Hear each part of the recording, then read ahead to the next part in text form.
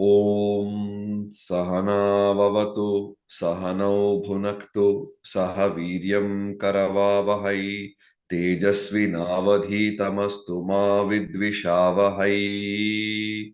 Om Shanti Shanti Shanti.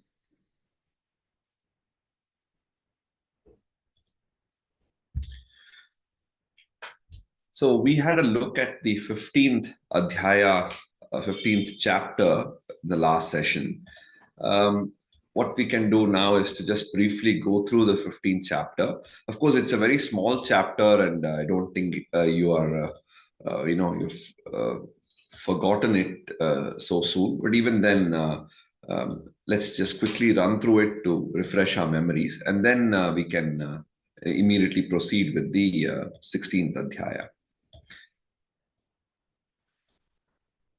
The structure of the 15th, although it's very small, there are a few parts to it. The first opening few shlokas are about the Ashwatha tree, the Ficus religiosa, the sacred fig tree, and using that as a metaphor for existence.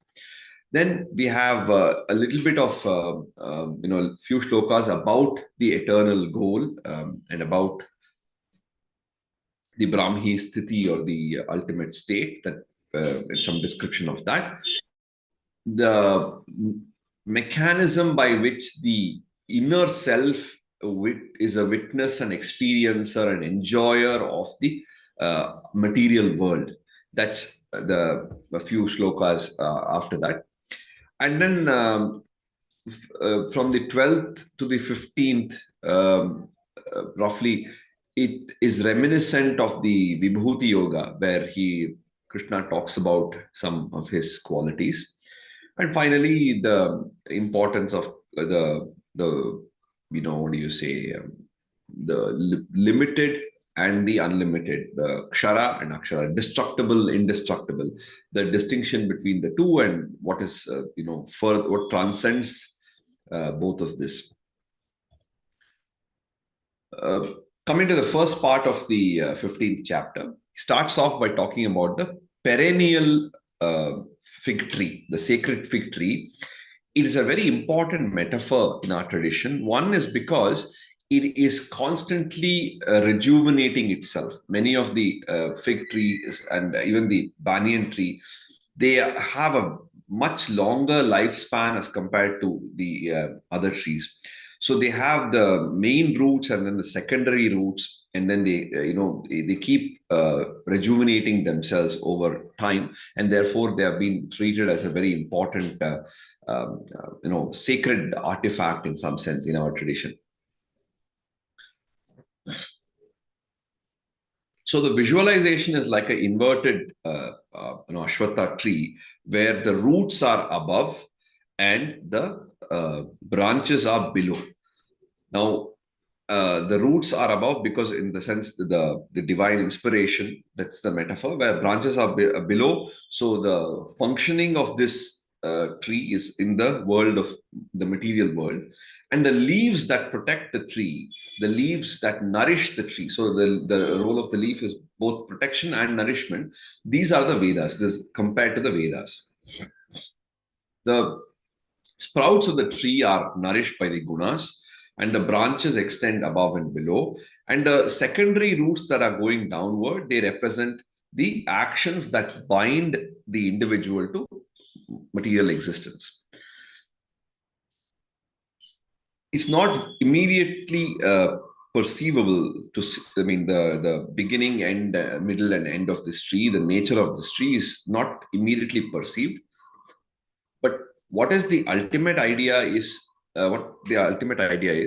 to cut down this tree with the sharp axe of detachment. So this is a representation of material binding. So with the axe of detachment, chop down this tree. It's a firmly rooted tree, and you chop this down. So this is the metaphor of Ashwatha. The second part is about the Brahmi sthiti, or the ultimate state, the eternal goal. There is a little bit of description about that, and once you attain that higher state, there is no coming back. You've already crossed the certain line, a certain phase. There is no coming back from there. Once your mind is stretched to a new idea, there is no question of going back to the old state. So something like that, you reach the highest level, there is no question of coming back to the normal material existence. Then how one attains the highest goal, like free from false pride and delusion, overcoming the taint of attachment, always conscious of the inner self, and renouncing all desires, and unaffected by the pairs of opposites like pleasure and pain, cold and hot, all this kind of thing.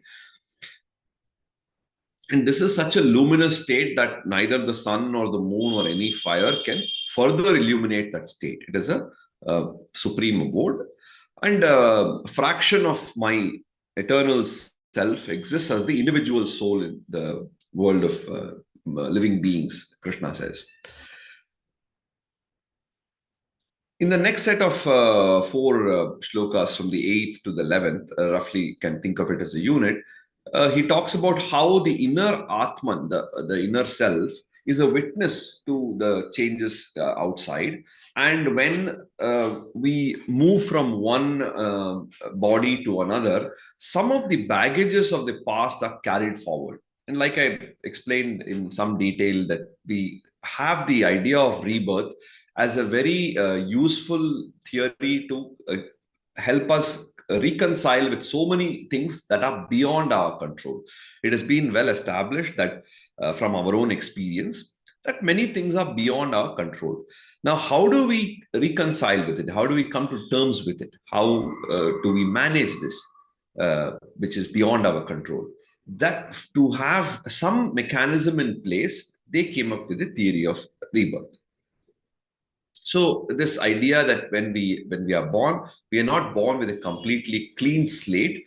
We are born with certain knowledge, certain awareness, and similarly, when we die with certain unfulfilled desires, the idea is we can fulfill those desires in the next birth. Then, in the next set of shlokas, Krishna talks about some of his divine qualities, transcendental qualities, reminiscent of the 10th chapter, like I told you. So he says, the radiance in the sun that lights up the world, and moon and fire, I am the source of that radiance. Entering the earth, I support all the creatures with energy. I become the life-giving sap for all plants and herbs. Having entered the body of all beings as the digestive fire, I help digest the 4 kinds of food. And I'm seated in the hearts of all. I grant memory and knowledge. I also make them disappear. And I know the Vedas, I know the author of the Upanishads, and one who is in them. Interestingly, the other day when after I finished this session, I went to meet my mom, and she's also attending my sessions. So my mom also gave me a nice example of this when this smritir jnanam apohanam cha. She said, if the Vishwarupa was always there, it would be very difficult for Arjuna to continue. So in a way, he has to give the Vishwarupa, and then he has to take it back. And only when he forgets that can he continue doing his own work. So that I think it was a nice example. So many times when we think about certain things at a given point, we have to keep aside everything else. Otherwise, we won't function. Like my co-author said, when you're eating your food, if you always going to think that in another 6 hours this is going to come out as shit, you can't eat your food. You have to forget that. Similarly, when you are doing your daily life, you can't keep thinking that one day I'm going to die. Death is inevitable. So if you keep thinking about that, you can't live. So similarly, if you keep thinking about the past, you cannot function coherently. So in some sense, memory and knowledge are important. And also it's important for that to disappear for short periods of time. Then finally, he talks about the perishable aspect and the imperishable aspect. In any context, right, in the world, there's a perishable part and imperishable part. Even for example, if you take in a corporate world, in your company, there are certain things in your company which are the values of your company, which are imperishable. So that values will be carried forward wherever you go. But there's certain aspect of your company, maybe a certain division is shut down, or maybe you change a building from from one part of the city to another, or you shut down operations in one city and move to completely a different city. So all these perishable aspects of your organization are there, but there are some imperishable aspects, so it's like work culture and things like that. So in this particular context of Gita, Krishna defines Kshara as something which consists of all beings that are yet to be liberated, and Akshara consists of those immutable beings that are already liberated. However, above these two entities, there's a higher principle, which is the Supreme Soul and the ultimate person, eternal God, that sustains and pervades the universe. And he says, I'm beyond Kshara and Akshara. I'm respected as a supreme spirit by the people and the Vedas alike. So the idea of a higher spirit, higher power, something beyond us, is respected by both the common people who are, maybe uneducated, illiterate, as well as the savants and the great thinkers of the Veda. So there is a universal appeal for grandeur and greatness and the supreme being. And one who's free from delusion accepts the supreme spirit. This is something else to notice. It's only when we are free from ego, when we are free from delusion, we can wholeheartedly appreciate greatness in the world. Now, when we listen to a great musician, when we watch a remarkable movie or read a great novel, if we have to wholeheartedly appreciate it, then we must be free of delusion. If we have some hidden agenda, if we have some biases, if we have some narrow-mindedness, it becomes very difficult to appreciate the work of greatness. And sometimes what happens is there is a tendency I have seen where once somebody is established as a bona fide great person, there is some people have a tendency that they don't want to accept the greatness of this person for whatever reason. It's very hard to explain. Now, for example, it is beyond any doubt that Roger Federer is one of the greatest tennis players in the world. Okay, there's beyond doubt that Tiger Woods or whatever. I mean, any of the great sports stars, right? If you take in cricket, Sachin Tendulkar or Dhoni or whatever. But there are always some people, in my experience, who want to give some excuse and in a bid not to accept their greatness. So they will pray, he is okay, but there is somebody else, or there is some, in his personal life, he did this thing, so he's not really a nice guy, and so on and so forth. But it is some sort of reluctance to accept the greatness of somebody. So I think it's very important, in order to accept somebody's greatness, we need to have, like tone down our ego. We need to be free of delusion. We need to be objective in our assessment. Because if we are clouded by certain prejudice or ignorance, we will not be able to really recognize the greatness of something. So that's what he says. One who is free from delusion knows me as the Supreme Spirit. And he knows all that there is to know and wholeheartedly worships me. So finally, one who I have taught you a great truth, he says, and one who knows this will become accomplished. So that idea of respecting the greatness of different people, greatness of different traditions is very important. And like I said, when we are having ego, when we are too full of ourselves, we cannot appreciate others. Whether it is appreciating the person in front of you or appreciating a great person, the mechanism is similar. There is an objective assessment of the work done, and we are offering our praise, offering our words of congratulations and things like that. But for that to happen, first we must empty our cup. We must be free of our ourselves. Then we can see outside us, and we can appreciate, we can offer some words of encouragement. what does it really mean when we appreciate? It is also a kind of resonance with what that stands for. So it is also when we appreciate a Federer, when we appreciate a Tendulkar, when we appreciate Vishwanathan Anand, it means that we are also recognizing the importance of greatness in the world. We are also valuing excellence.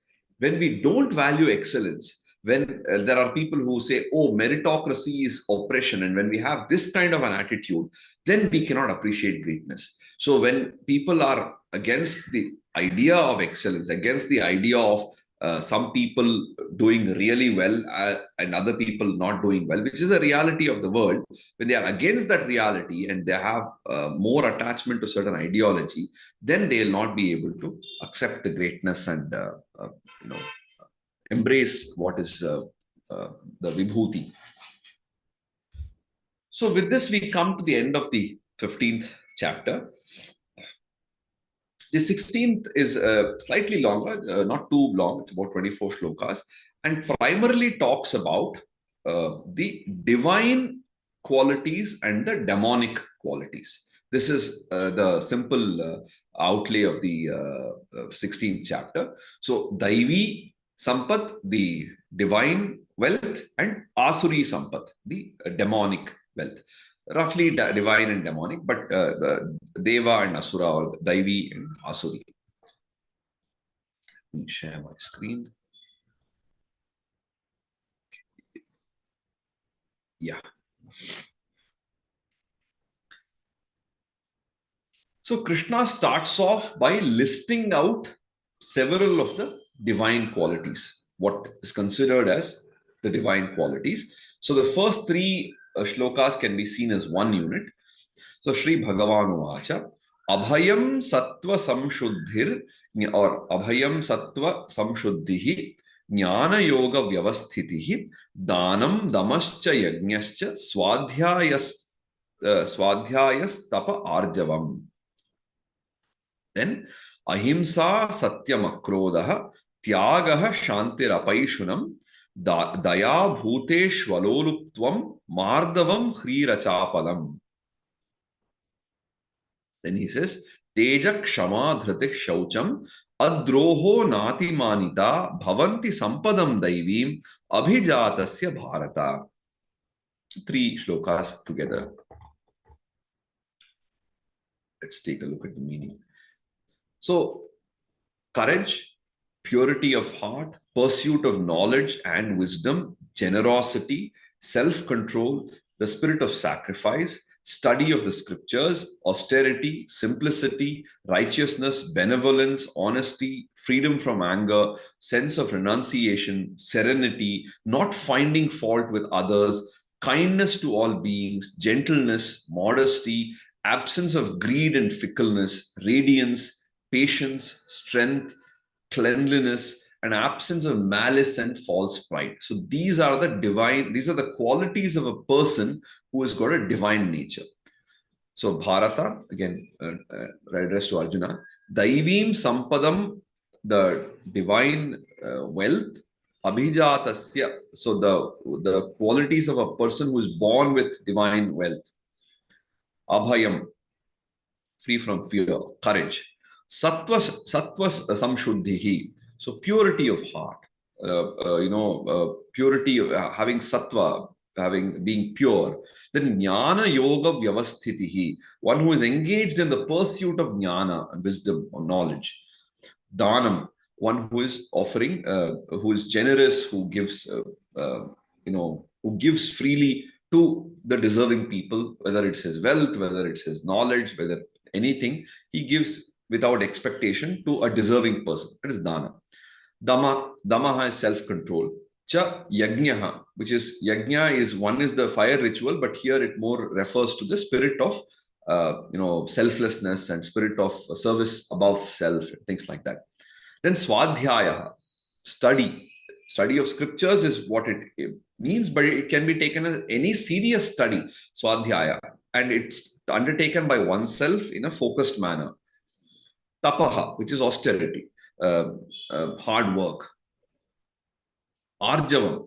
Arjavam is, being simple and straightforward. Ahimsa is, not causing injury to others. Satyam, honesty. Akrodaha, freedom from anger. Tyagaha, spirit of sacrifice. Shantihi, serenity. And apaishunam, not finding fault with others, not having a petty mind, not, being miserly. This kind of thing comes from apaishunam.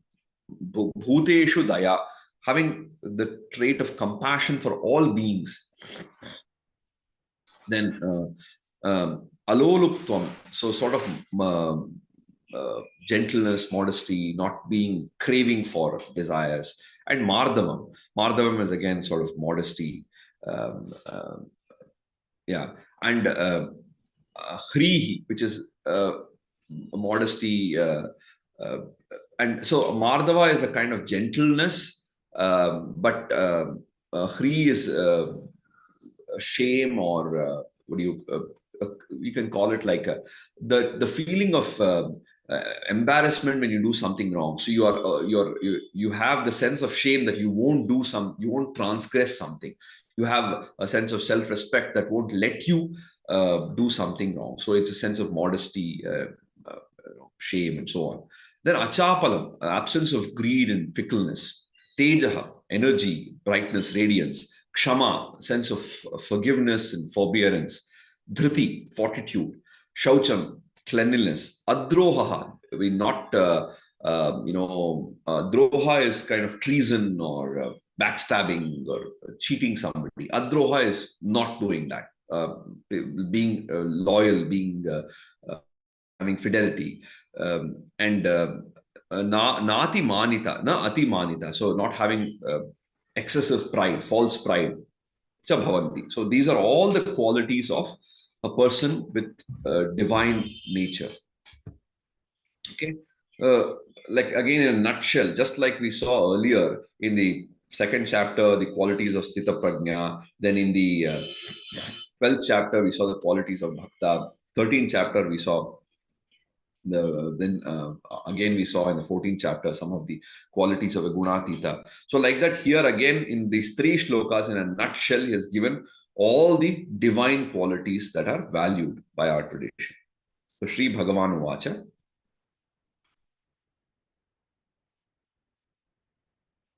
Sharanya, can you unmute yourself?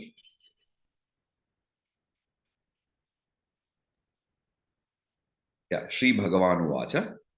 Shri Bhagavan Vacha. Abhayam Sattva Samshuddhihi.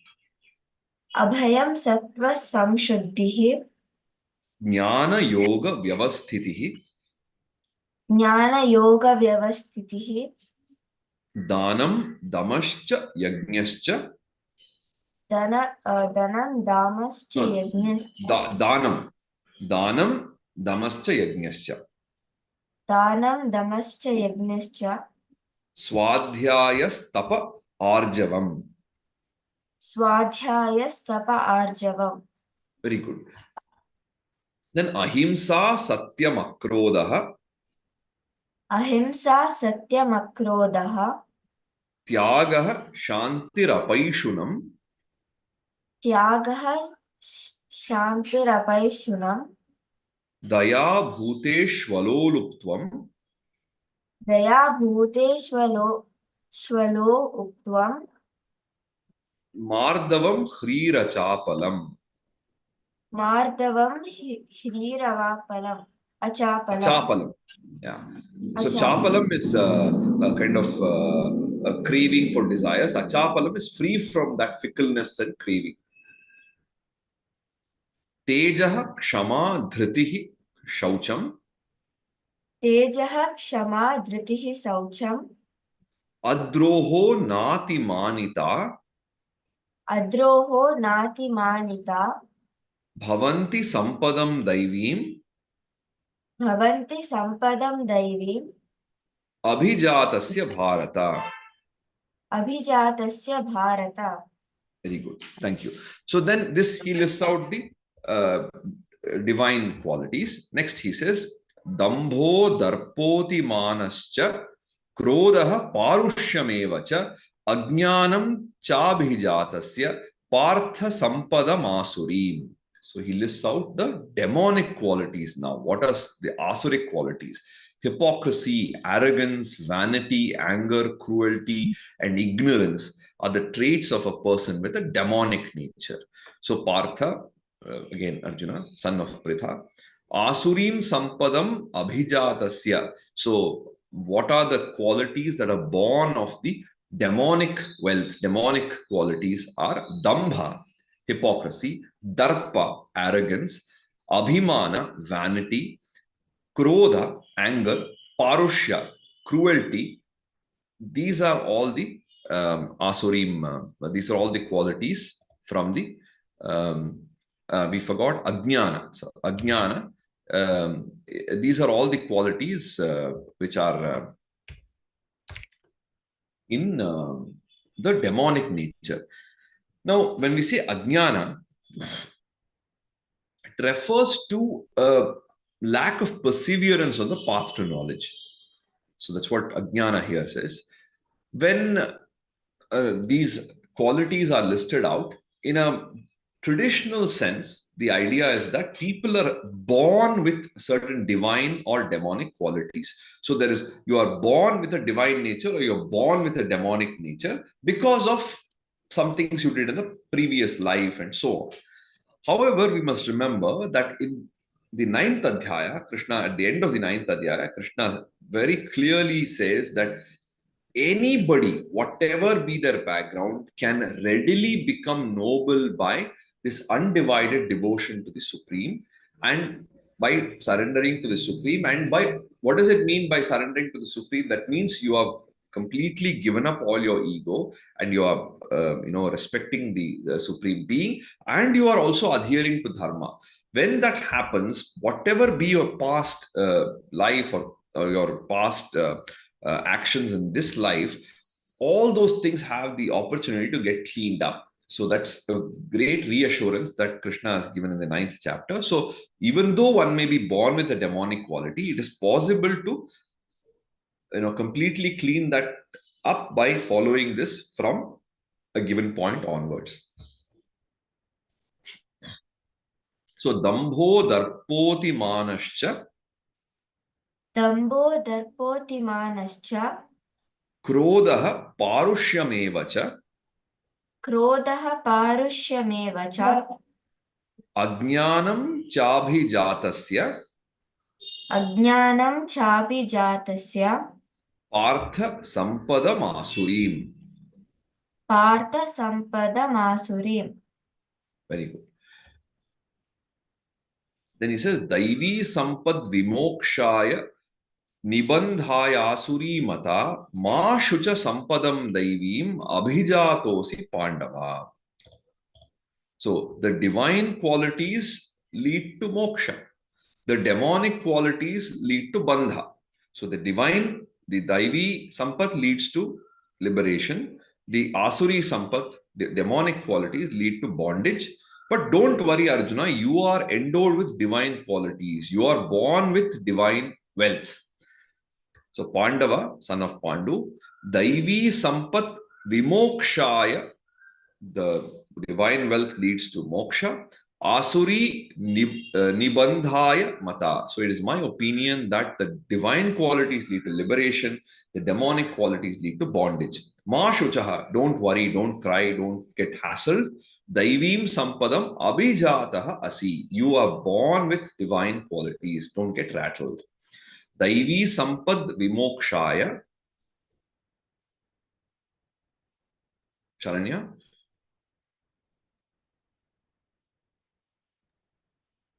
Daiva sampada vimokshaya. Daivi Sampad Vimokshaya.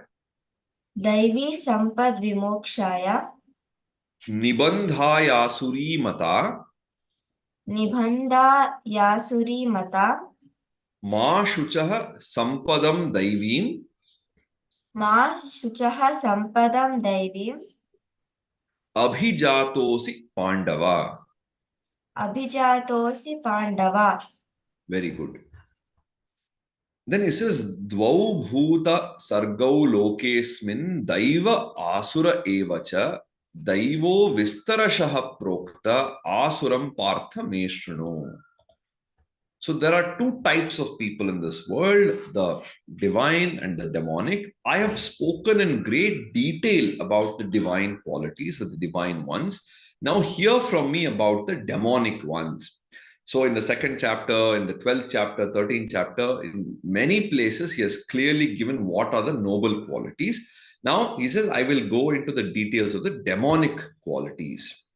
So, dvau bhuta sargau lokesmin द्वौ भूतसर्गौ लोकेऽस्मिन् दैव आसुर एव च दैव आसुर एव च दैवो विस्तरशः प्रोक्त दैवो विस्तरशः प्रोक्ता आसुरं पार्थ मे शृणु. आसुरं पार्थ मे शृणु. I forgot the Anvaya Krama. So he says, Partha asmin loke, in this world, Daivaha asuraha eva cha dvau bhuta sargau. So in this world, in the world of people, Daivaha and asuraha are the two types of people in this world. Daivaha vistarashaha proktaha. I've told you in great detail, with great vistara about Daiva. Asuram me shrunu. Listen to me now about the Asuram, about what is the demonic qualities. So he says, Pravrittim cha nivrittim cha janana vidurasuraha na shaucham napi chacharo na satyam teshu vidyate. So demonic people don't understand what should be done, what should be left out. They don't understand what is good, what is bad. Pravritti, nivritti. They are neither pure nor honest. Even their behavior is terrible. So asura, the people with asuric tendency who are asuras, pravrittim cha nivrittim cha na viduhu. They don't know what should be done, what should be avoided, what is the right thing to do, what is the thing which is not to be done, what is prohibited. They don't have a distinction. They just do whatever they feel like. Teshu shaucham na vidyate. They are no, they don't have even basic purity, whether it's honesty in speech, whether it's good noble thoughts or cleanliness in physical thing. They don't have shaucha. Then acharaha apina. So even their behavior is not good. Their conduct is not good. Satyam apina. They're not honest. They're dishonest people, and they're badly behaved, and they're not pure. They're not having any sense of purity. So this is the nature of the demonic people. Okay, pravrittim cha nivrittim cha प्रवृत्तिं च निवृत्तिं च jana na vidurasuraha जना न विदुरासुराः na shaucham napi chacharo न शौचं नापि चाचारो na satyam teshu vidyate. न सत्यं तेषु विद्यते. Very good. Then he says, asatyam apratishtham te jagadahur anishwaram aparaspara sambhutam kim anyat kama haitukam. They proclaim, the people with demonic traits, they proclaim the universe has no basis in abiding truth. It has no basis and has no abiding truth. There is no greater force that governs it. Life is merely a product of mutual union driven by lust. This is what they proclaim. So, te jagat asatyam apratim anishwaram ahuhu. So, they are of the opinion that the universe has no basis. Apratishtitam. Apratishtitam. Sorry, there's a mistake here. So, asatyam, has no basis in truth. Apratishtitam, it has no foundation. And anishwaram, it does not have a god, it does not have a greater governing force. Aparaspara sambhutam kama haitukam, so it is driven by lust. It is just a product of mutual union. Anyat kim iti ahuhu. What else is there in the world? What is a big deal in the world? So they have no reverence for the universe. Now, they don't accept the basis of the universe, which is the foundation. What is the foundation of the universe? We have seen is dharma. Dharma is the very foundation of the of what everything that we do. So dharma is something which supports and sustains everything. It's that sustainability. These people who are the demonic people, they claim that there is no meaningful order in the universe. They fail to see a larger purpose for any activity because they don't understand the cosmic order. They don't have gratitude. It is only when somebody recognizes the cosmic order and how everything in the universe is supporting us, only then we cultivate what do you say, gratitude and a sense of gentleness. When you feel entitled, the people who feel entitled, they cannot cultivate gratitude. So these are the people who feel entitled, people who are like the anarchists are of this nature, right? There is no big deal in the universe. It is just a product of mutual union of man and woman, and that's all there is to the world. What else is there? This is just nothing, no big deal about this. So this is the nature of a person who is having the Daivi Sampat. So asatyam apratishtham te असत्यम् अप्रतिष्ठन्ते jagadahuramishwaram जगदाहुरनीश्वरम् aparaspara sambhutam अपरस्परसम्भूतम् kim anyat kama haitukam. किम् अन्यत् कामहैतुकम्. So they don't see this larger picture. They are selfish and narrow-minded. Not only that, etam drishtim avashtabhya nashtatmanolpa buddhayah prabhavant yugra karmanah kshayaya jagato hitaha kshayaya jagato hitaha jagata ahitaha. So, rigidly holding on to such views, these lost souls of limited understanding, they commit many cruel deeds. They are indeed enemies of the world bent upon its destruction. So, etam drishtim, so this particular view, avashtabhyam, they are rigidly holding on to these views. Nashtatmanaha, so they are kind of destroyed souls, they're lost souls of limited understanding. Alpa buddhayaha, so they are low intelligence, they don't have clear understanding. Ugra kramanaha, so they undertake very cruel actions. They do things which are very cruel and dangerous for others. Ahitaha, so which is bad for the ahitaha jagataha.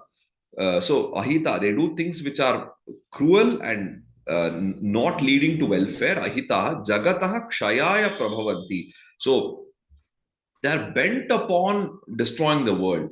They're bent upon seeing, like in this Batman movie, says some people just like to watch the world burn. So this is exactly that kind of nature, very demonic nature. This is like people who are terrorists and this kind of people. They don't care about others. They don't care about the larger picture. What are the dangers of this kind of action?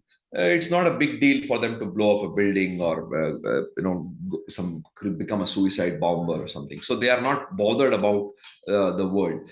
So it doesn't matter if people die for them. So this greater social order or the greater cosmic order in the universe, they don't bother, and they are very happy to disturb the overall harmony for the sake of some momentary pleasure for themselves and their group. So this is very typical of the demonic characteristics. So etam drishtim avashtabhya एतां दृष्टिम् अवष्टभ्य nashtatmanolpa buddhayah नष्टात्मानोऽल्पबुद्धयः buddhayah बुद्धयः So nashta atmanah alpa buddhayah together becomes nashtatmanolpa buddhayah. Then prabhavant yugra karmanah प्रभवन्त्युग्रकर्माणः kshayaya jagato hitaha. क्षयाय जगतो हिताः Then kamam ashritya dushpuram dambha mana madanvitaha mohad grihitva mohad grihitva sadgrahan pravartante shuchivrataha.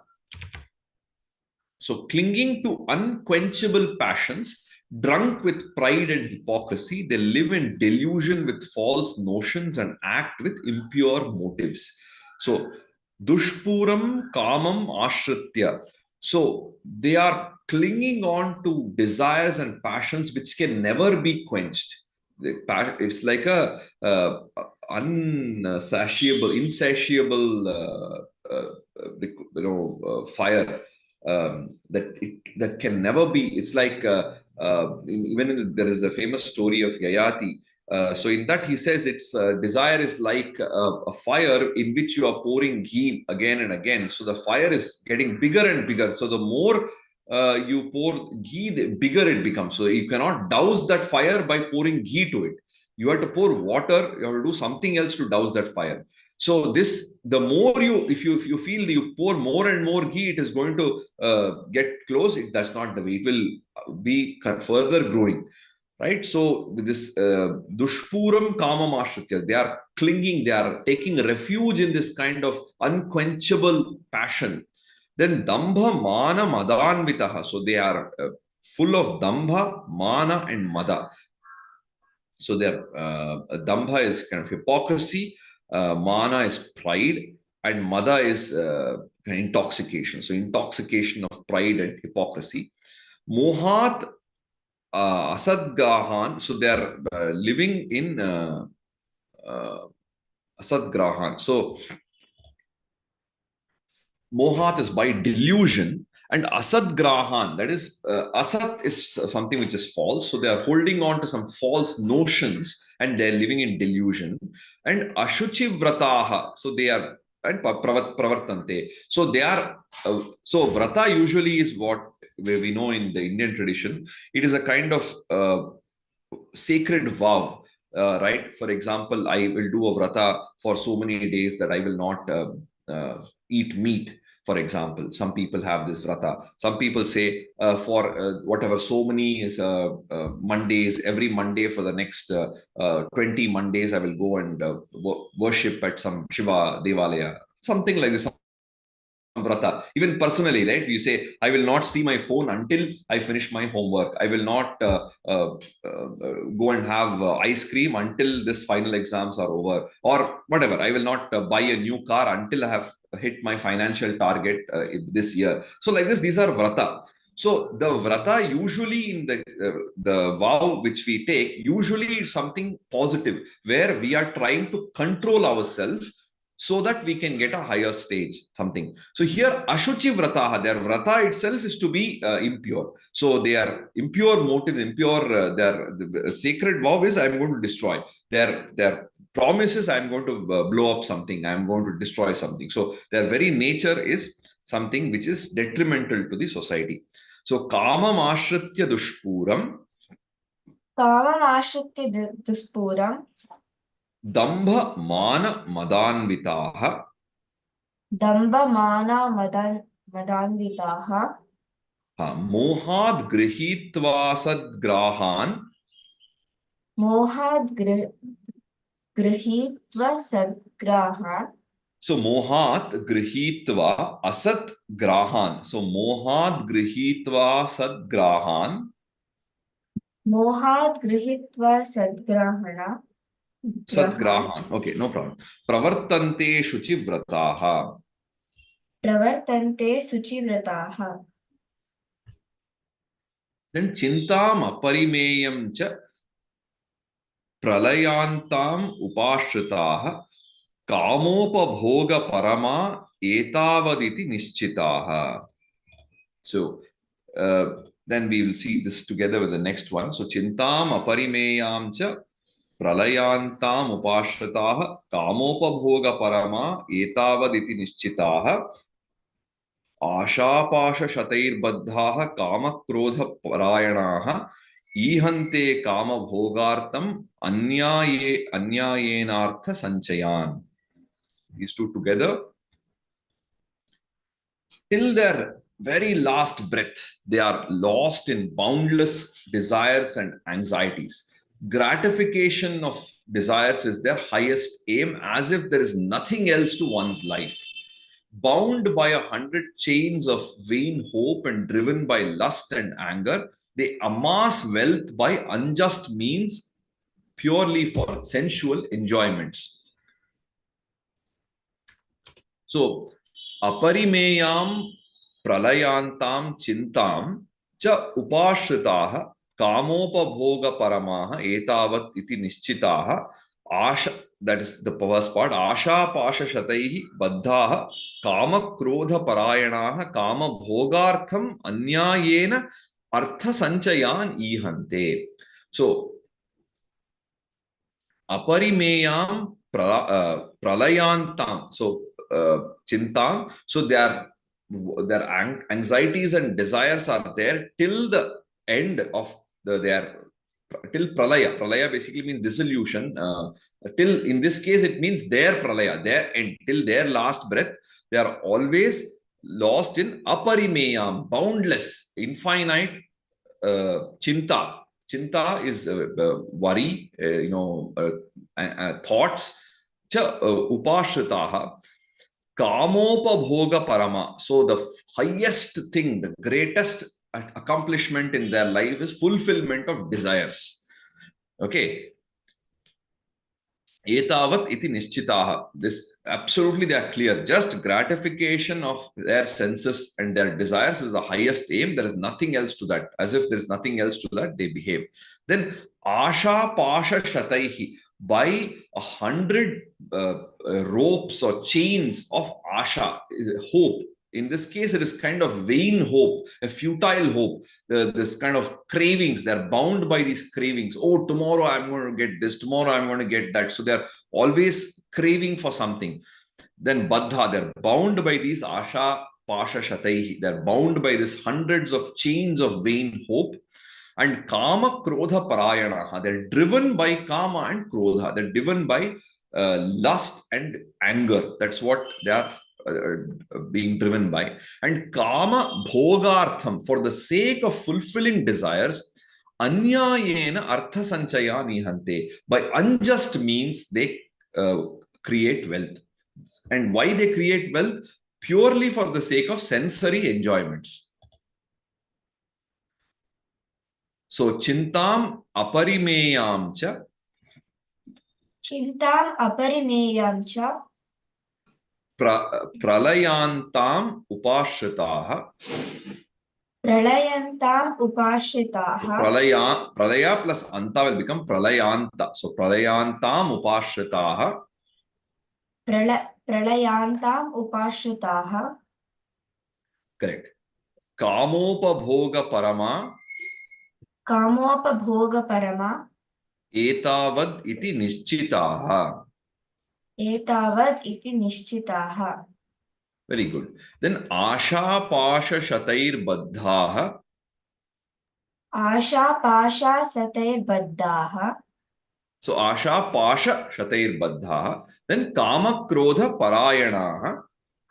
Kama krodha parayanaah. Very good.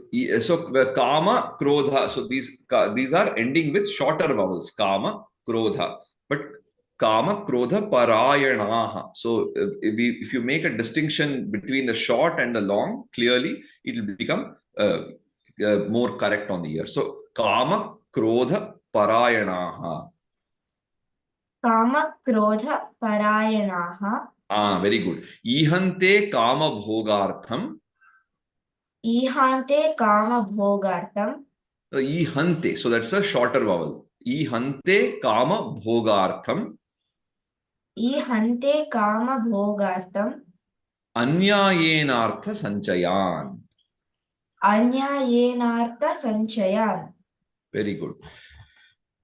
Then idam adya maya labdham idam prapsye manoratham idam astidam api me bhavishyanti punardhanam. So, okay, this is a set of four shlokas. So he says, so we'll run through the four shlokas and then I will go to the meaning. So idam adya maya labdham idam prapsye manoratham idam astidam api me bhavishyati punardhanam. Then असो मया हतः शत्रुः हनिष्ये चापरानपि ईश्वरोऽहम् अहं भोगी सिद्धोऽहं बलवान् सुखी. Then आढ्योऽभिजानवान् अस्मि कोऽन्योऽस्ति सदृशो मया यक्ष्ये दास्यामि मोदिष्य इत्यज्ञान विमोहिताः. अनेकचित्त विभ्रान्ता मोहजाल समावृताः prasaktaha kama bhogeshu patanti narakeshu chau. So these set of four shlokas are one unit. Let us go back to this. Okay, we are here. So this is the mentality of these people. What do they say? I have gained this today. I will attain that tomorrow. All these riches are mine. And soon I will have more. I am the Lord. I have killed the enemy and I will destroy all other enemies. I am successful, I am powerful, I am healthy, I enjoy my life, I am noble, I am rich. Who is there who can equal me? I will perform all elaborate rituals. I will give alms to people. I will rejoice as per my will. In this manner, they boast out of absolute ignorance. And carried away by countless fanciful thoughts, they get caught in the web of illusion. They are addicted to the gratification of the senses. In this manner, they plunge into the hell of their own making. So, I'm sure you have seen this kind of quality in your daily life also. This absolute arrogance and conceit that people have is demonic in nature. So, Adya idam maya labdham. So, today this was attained by me. I did this.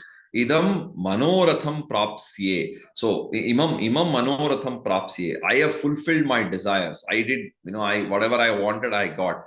Idam dhanam asti. So I have, all these riches are mine. Idam api me punaha bhavishyati. I'll get more and more. So there's not a big deal. Soon I will have much more. Then next shloka, he says, asau shatruhu maya hataha. These enemies have been defeated by me. Aparan api hanishye. So in future also I will defeat all other enemies.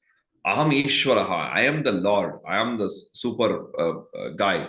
Aham Bhogi. I am the one who is enjoying. I am the enjoyer. Aham Siddhaha. Balavan Sukhi. So I am accomplished. I am strong. I am enjoying everything. I am very happy and in great comfort. Then Adhya Abhijanavan Asmi. So that I am the best. I'm the noble. I'm I'm the great one. I'm rich. I'm noble. I'm awesome. So Maya Sadrishaha Anyaha Kaha Asti. Who is there who can equal me? Is there anybody who is equal to me? Is there anybody who can match my greatness? He says, Maya Sadrisha, somebody just like me. Is there somebody like that? Anyaha Kaha Asti. Who is there? Yakshye Dasyami Modishye iti Ajnana Vimohitaha. So, carried away by all these fanciful thoughts, Ajnana Vimohitaha, kind of deluded by ignorance, who enjoy, by these fanciful thoughts. And I will, so he says, I will, Yakshye, I will perform a ritual the way I want. Dasyami, I will grant. I will give alms as I want. Modishye, I will, enjoy, rejoice as per my will. Iti, thus, Ajnana Vimohitaha, completely deluded by ignorance, they say these things. Aneka Chitta Vibhrantaha, they are absolutely, deluded, confused people. Moha Jala Samavrataha, they are caught in a web of illusion. Kama Bhogeshu Prasaktaha, they are addicted to gratification of senses. Ashuchau Narake Patanti, so they will plunge into distasteful hell of their own making. Okay, So idam adya maya labdham. इदमद्य मया लब्धम् Idam prapsye manoratham. इदम् इदं प्राप्स्ये मनोरथम् Idam astidam api me इदमस्तीदम् अपि मे bhavishyati punardhanam. भविष्यति पुनर्धनम् Very good. Then asau maya hatah shatruhu अशौ मया हतः शत्रुः hanishye chaparaanapi हनिष्ये चापरानपि ईश्वरोहम अहम भोगी ईश्वरोऽहमहं भोगी सिद्धोहम बलवान सुखी. सिद्धोऽहं बलवान् सुखी Then आढ्यो भी जनवान अस्मि आढ्योऽपि जनवानस्मि कोन्योस्ति सदृशो मया कोऽन्योऽस्ति सदृशो मया यक्ष्ये दास्यामि मोदिष्य यक्ष्ये दास्यामि मोदिष्य इति अज्ञान विमोहिताः. इति अज्ञानविमोहिताः Then अनेक चित्त विभ्रांता अनेकचित्तविभ्रान्ता मोह जाल समावृताः मोहजालसमावृताः प्रसक्ताः काम भोगेषु प्रसक्ताः कामभोगेषु पतन्ति नरकेषु च. पतन्ति नरकेषु च Okay. So then there is this set. The next two shlokas are also connected to each other. We won't probably have time to see that today. So 17, 18 is one unit, and then we have a few others. The 24 shlokas. We'll cover it in the first part of tomorrow's session. We can do a quick roundup of 16 and also probably start the 17th one tomorrow, time permitting. The 14th and the 17th, with part of the 18th, is primarily Sattva Rajas Tamas. The 16th is a distinction between the divine and demonic. And of course, 13 and 15, we saw these are specific about Kshetra, Kshetrajna, and this is about the Purushottama, the Brahmi Sthiti, and so on. So the 16th is interesting. It gives a clear-cut plan for the Daivi and Asuri Sampat. 17th can be seen as an extension of the 14th. The 18th chapter, just like the second chapter, is a huge, what do you say, set of various ideas almost collected together in one unit, and very, very beautiful chapter, just like the second chapter. It's also the biggest chapter. 18th is the biggest chapter, which is with the 78 shlokas. So it will take some time, maybe a week, to cover it. But since a lot of the concepts are already very clear to you, I don't have to go deeper into it again, because you already know it. We will try to move a little faster when we come to the 18th chapter, because a lot of the things you've already seen before. It'll automatically be a sort of revision of what you have gone through. And then after the 18th chapter completes, we will spend maybe a day or two kind of just recollecting all that we have studied. And before we go to the 18th chapter, I thought it'll be nice for us to have a short introductory session, maybe on Friday or maybe Thursday, whenever I finish the 17th chapter. We can do an introductory session, and if it spills over to the next day also is fine. But it'll be nice to know your plus we have covered a good part of the course, right? So it'll also be good to get your feedback if there's anything which specifically you want to cover. I know that there are a few questions that are unanswered. I'm just looking for them. There's one question about the application of Sattva Rajas Tamas to workplace, which I told one of the participants that we'll bring it up after we have studied the relevant things in the 18th chapter, so that we'll get an overall picture of Sattva Rajas and Tamas, and then we can go to that. So after the 18th Adhyaya, we'll do, like I said, a little roundup of what we have studied. And then, if possible, I like to. I've already spoken to a few people. Some of the people who have been participating here. They can do session, maybe spread over 3 or 4 sessions, so that we'll also get to know a little more. And of course, one of the participants is my co-author and my Gita guru, Dr. Sri Krishna. So I'm going to probably drag him to say something to all of us. Very nice of him to also have attended the sessions. Um, so that's the plan. I hope to finish by end of May, but it might spill over to a few days in June, and then we'll see what happens next. So thank you so much once again. Thank you, Sharanya, for repeating today. Very good, and we'll meet tomorrow at the same time.